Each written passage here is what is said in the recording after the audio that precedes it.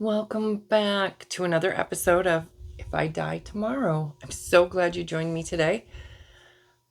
I know that I kind of left you hanging at the last episode. And I also told you that I was trying something new. And we were discussing angels. And I did not feel that it would do the subject justice to just have one episode on angels. So I am giving you episode 2 as I promised. And yes, there will be an episode 3 all about angels. Last time we explored the rich history and origins of angels across cultures and faiths.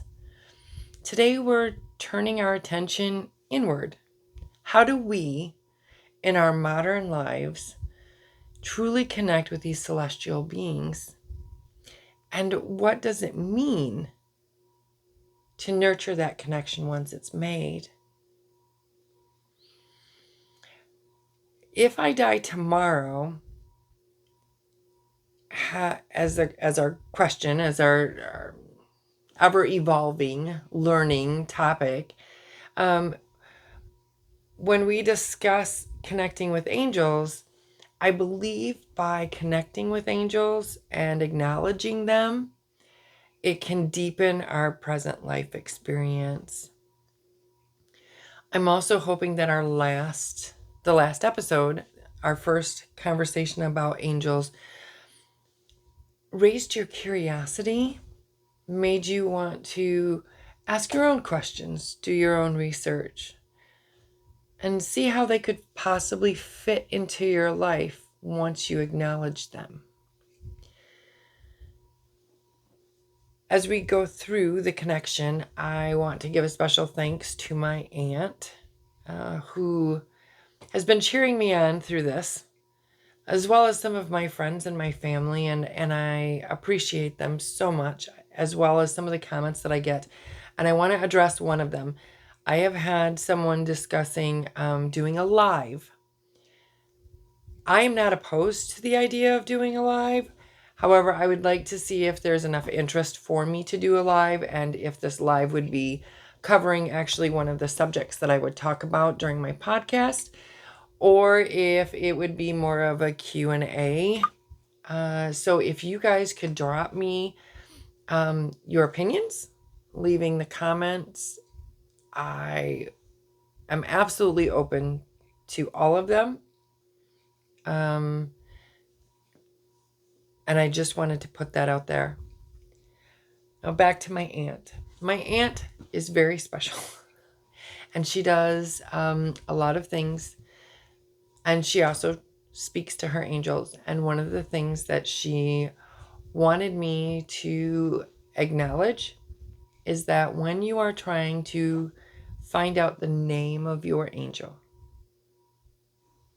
what you need to do is you need to sit quietly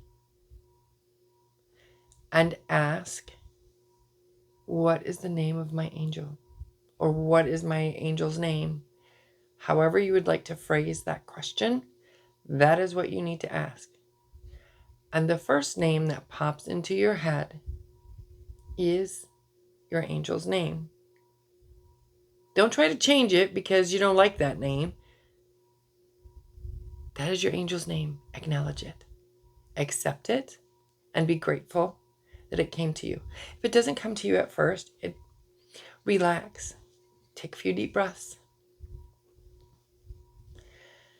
I'm going to actually dive into the why and how of connection. Why would we connect? Well, first of all,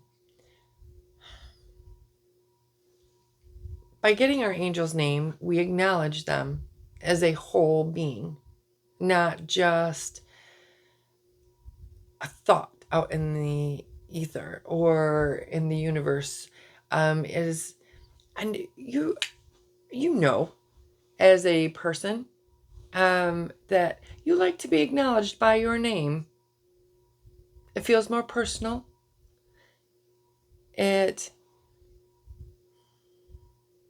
deepens a connection and a bond.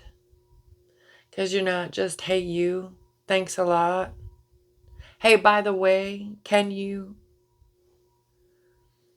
So I think that by acknowledging that, we're already on our way and at a very good place. Also connecting with your angel or angels, you're seeking clarity. You're asking for guidance and direction and inspiration in difficult times. And we all need that. I I personally always ask God first. That's me. I think you should. And then he sends his angels who have charge over you to step in and intervene in the direction in which he feels should be. And that is my belief. But I also believe that they offer a lot more clarity and sometimes an easier access to the information or help that we're needing. I also think that we can find comfort or solace and a sense of not being alone by connecting to the angels. And I want you to make this connection with God as well.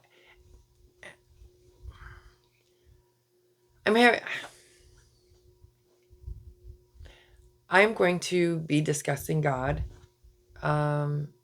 in upcoming or future episodes.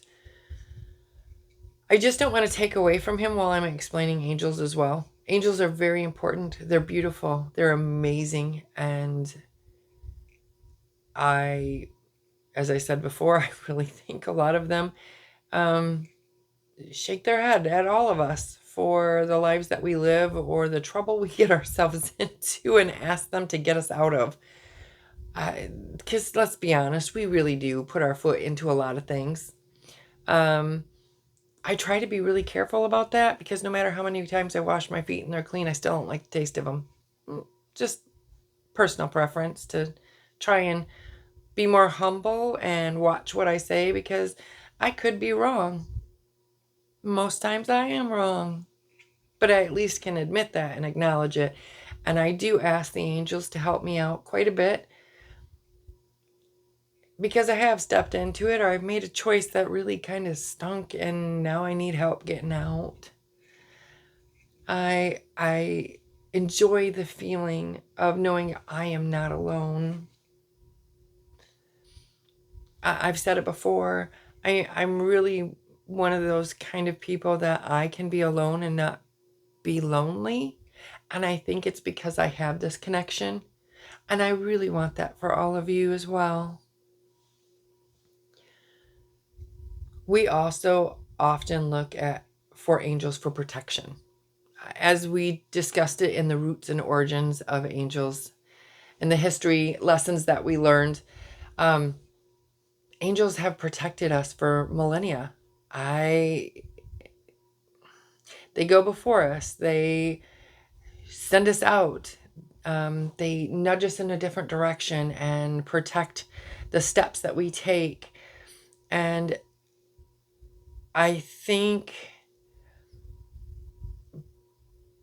by connecting with the angels and knowing that there's that protection there, it gives me a better sense of safety and divine watchfulness. Now, they are there to watch over you, yes. They don't intrude on every part of your life. I questioned that when I was younger, and some other people might question that too. So I'm just going to put that out there. No, they're not watching every single thing you do, but they are there when you call upon them.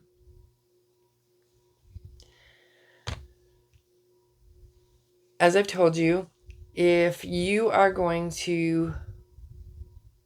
to connect with your angel and you have taken the time to sit, clear your mind, kindly ask, don't just tell me your name, Who wants to answer to that? Not me. We get enough of that in everyday life. They deserve far better than that. Ask nicely. Try setting an intention and a prayer. Setting a clear intention to connect. Simple, heartfelt prayer or affirmation. You don't have to be fancy. They know what they're dealing with. They understand we are human, we are flawed, and we can love big and we can make mistakes huge. And they know that. So make sure your intention is clear. Make sure that you've humbled yourself to ask graciously. Meditation and quiet reflection are also very good when you're connecting with your angels. I am not gonna lie, I suck at meditation. I have the hardest time quieting my mind because I always feel like I need to say something to either clarify what I'm asking for in case I wasn't very clear, or a million things are going through my head and I want them to know it all.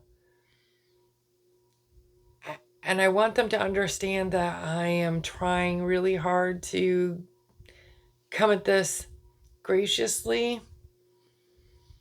And so I work on meditation. I really try to quiet my mind.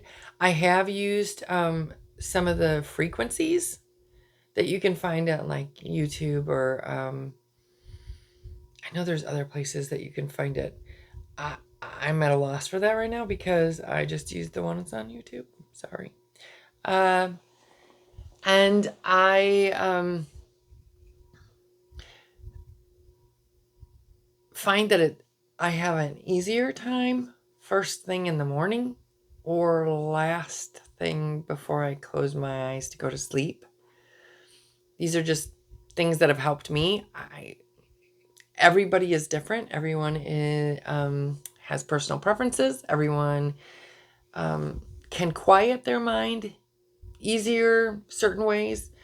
I just wanted to give you a couple of options.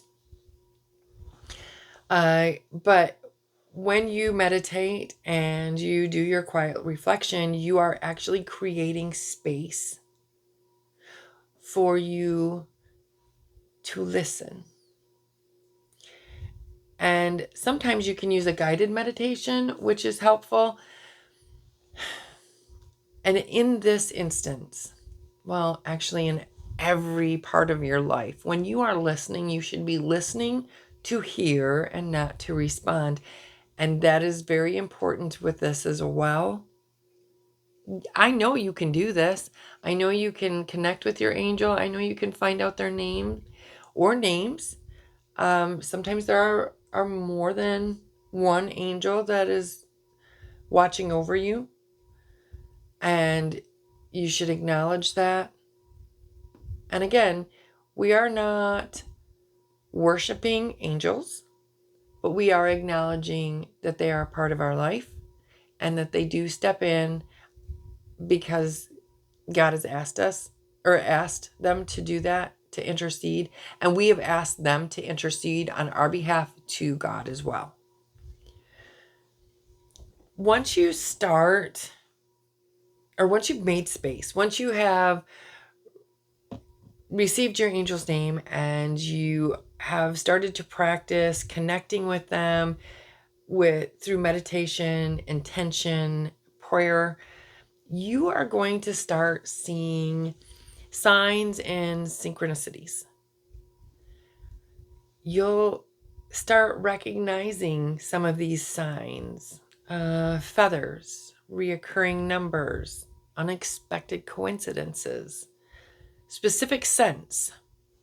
And the more you become part of this mindset, the easier it is to recognize all of these.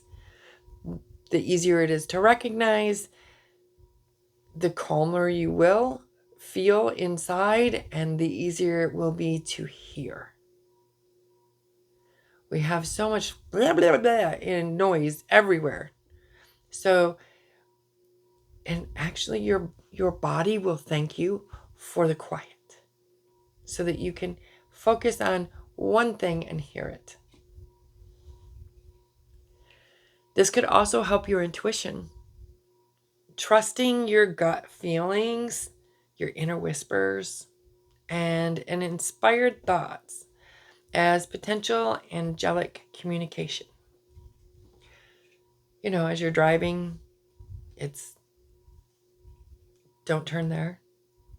Or you were so focused, but yet in that instant you lost where you were, and so you missed your turn. There have been lots of stories about people running late, and because they ran late, they missed a car accident, or they missed other tragic events. And it's amazing to me how many people this actually happens to that don't acknowledge it because they don't see it. And as I said in segment 1 of Angels, you don't see everything in this life. Even in your day-to-day life, you don't see everything. That doesn't mean it didn't happen. It doesn't mean it didn't exist. So, with that being said, it is the same way sometimes with angels. It's not always going to be blatant in your face. A wing slaps you upside the head, even though, sometimes that might be necessary, but it doesn't always happen. So start looking for your subtle clues. Something that happens to me quite a bit is something will pop into my head. Completely random. Which, okay, so yes, completely random I am. But it will not go away, and it just gets louder and louder and louder until I do something about it. I believe that those are the angels interceding as God has directed them to push me where I need to go. I will tell you that is one of the reasons why I'm doing what I'm doing right now. This has been on my mind and on my heart for a very, very long time. And it wouldn't go away. So I had to just do it. And I had to be brave enough to just do it with all of you. So thank you. And I believe the angels, even though I make them shake their heads a lot of times, and they would love to slap me upside the head with their wing, I appreciate the gentle tripping instead.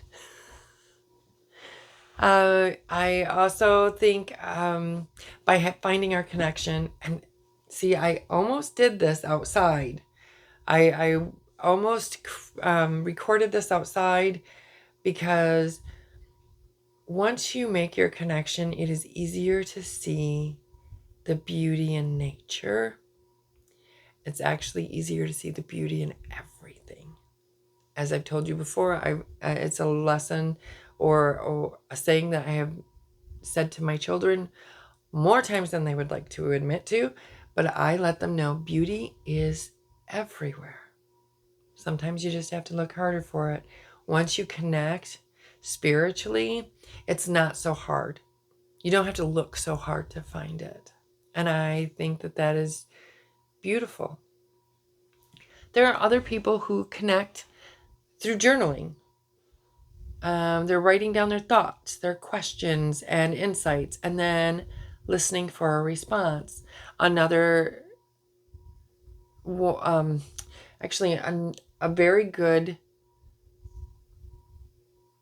way to do that is like automatic writing. I mean, at first you're just kind of scribbling or circling and you mindlessly, because it almost puts you in a meditative state when you just circle, you're just doodling with your pen and paper. And then as time goes on, you start to see words, phrases, entire sentences, sometimes paragraphs, and you don't remember writing them, but they're there. Use that. And it doesn't take anything but some of your time, your attention, intention, and gratitude. Now that I've talked about why connect and methods of connecting, we're going to talk about nurturing the sacred bond. Because what good is it to connect with them if you're just going to treat them like they are an option? You don't like to be treated like an option. You want to be a choice. So do they. And I think that's more than fair. I think we get lost in our human selves so much. And I think we like to say, well, I'm just human and, I'm flawed and that's okay. Well, while that's the truth, you still have the option of trying to be better, to do better. Some of the ways that we can actually nurture this bond is by gratitude and acknowledgement. Regularly expressing thank yous for guidance received, big or small. I don't care if it was, don't turn here. Say thank you. Don't be an ungrateful person. No, you are better than that. We have enough ungratefulness in this world. We don't need to add to it. And as I said, you're better than that. I'm better than that. I'm not saying I'm better than people. I am saying that I am better than not expressing gratitude. You could start mindfully living, staying present and open. And again, full circle, I have talked about part of If I Die Tomorrow is about being more present today so that you felt like today mattered, it counted. Whether it brought you joy or sadness, because not every day is going to be rosy. If it was, we would probably question it because we had utopia once. And I will probably explain that again, but when we were created, we had utopia, and then we screwed it up by eating an apple and listening to somebody that we shouldn't have listened to. So now we have this, and we're going to make the best of it. You and me, we're going to make the best of it every day. While we're staying present and open, the more mindful that you are, the more likely you are to perceive the subtle angelic nudges, which makes a lot of sense, at least to me. Does it make sense to you? If it doesn't make sense to you, why? Is it because our mind still isn't quiet, or is it because we're still trying to control the entire situation and we don't want to believe that it was something besides coincidence?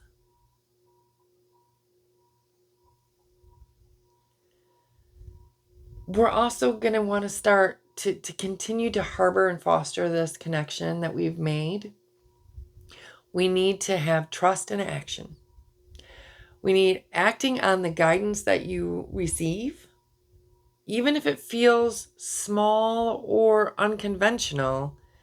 It builds trust in the connection. It's just like the relationships that you have every day in life. You You start building a connection, and the more the connection deepens, the more trust that you have. And so then when something comes up, you don't really question what it was. You trust them. That's what they'd like from us as well. Clearing space. Release your fear and doubt. Release your negativity, because that can block the flow of the communication. And that's even every day. You ever been around somebody who's so dang negative? I mean, you'd swear that was their middle name or something. Trying to find a positive thing in anything is like pulling teeth with them. Don't be a negative. Just don't be negative. You get more out of life. You'll smile more. You'll feel lighter. That's a good thing. Also, though, set boundaries. Understanding that angels respect your free will, you need to invite their assistance. They're not just going to come in and do whatever. We have free will. That has never changed, and it's not going to.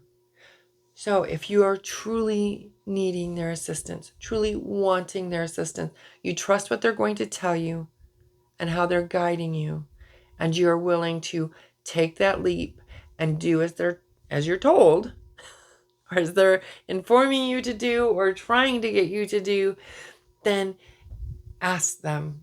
Say, please, I need your help, and I'm willing to listen.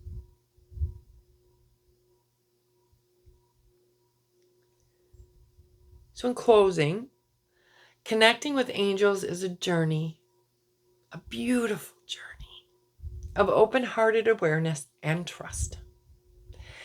It's about inviting more love into your life and into your thoughts.